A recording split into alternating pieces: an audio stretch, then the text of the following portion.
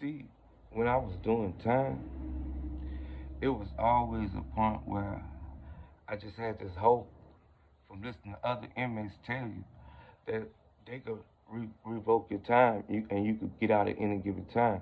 They could you know what I'm saying? You gotta fill out papers and shit. I remember them telling me that shit.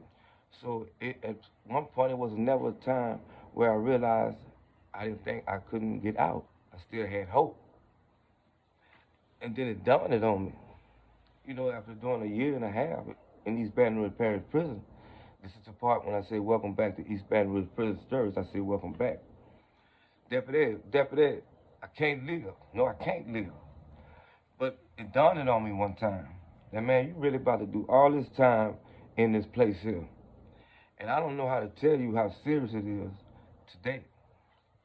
Because now, a lot of my friends that was locked up look like will have to do all the time because they're taking away their good time. And your good time is what gets you home early.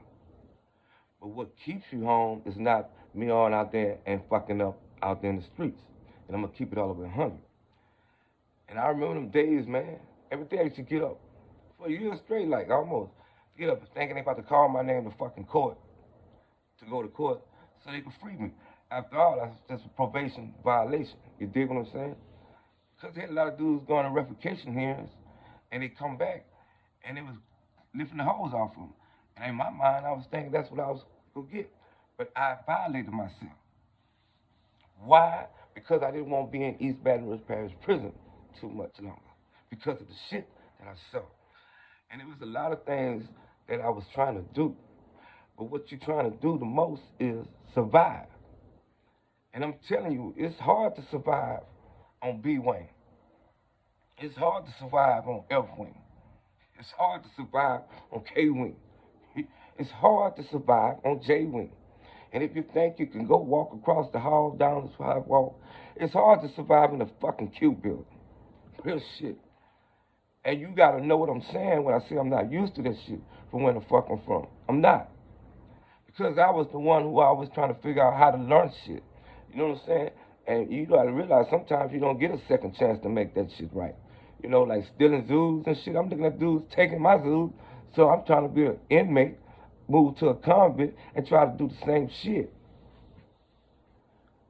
that happened to me one time.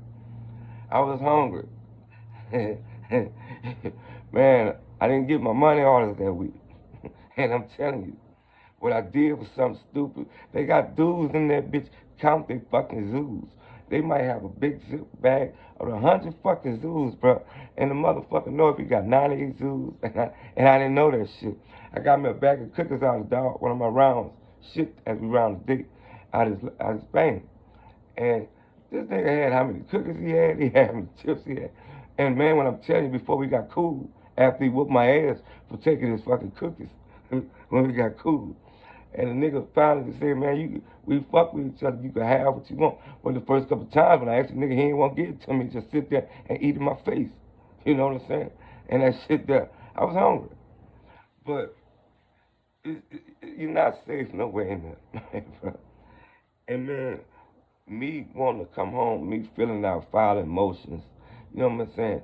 I got a fucking law library man, a law library man. He's like a lawyer, and what he do is fight the charges for the inmates on the inside. But he locked up. You know what I'm saying? Shit happened. And that's who we trust. You dig what I'm saying? That's who we fucking trust with our lives. A law library man, a con man. And they got some sharp motherfuckers that'll move some cases in that bitch. And what they do is they take them away from us and they use them themselves, the prison, the guards, the inmates. So they take them and put them in a place where to make them feel helpful and useful. So we can't find a way to get back out. And they got something. Some of them you can't trust. And I'm telling you, law library, he costs. Real shit. He costs just like you paying a motherfucker on the streets as a lawyer. It costs. He's not a public offender. He's a law library man. And so what we take our papers to him and let him read over. And he come back and he give you hope. And every once in a while, they'll do like a good lawyer. They'll free a nigga. Get a nigga free. You know what I'm saying? Show a nigga their capabilities. And you know, you meet the law out there, man. Now, the other shit that you might not be used to is the food. I never got used to the food, bro.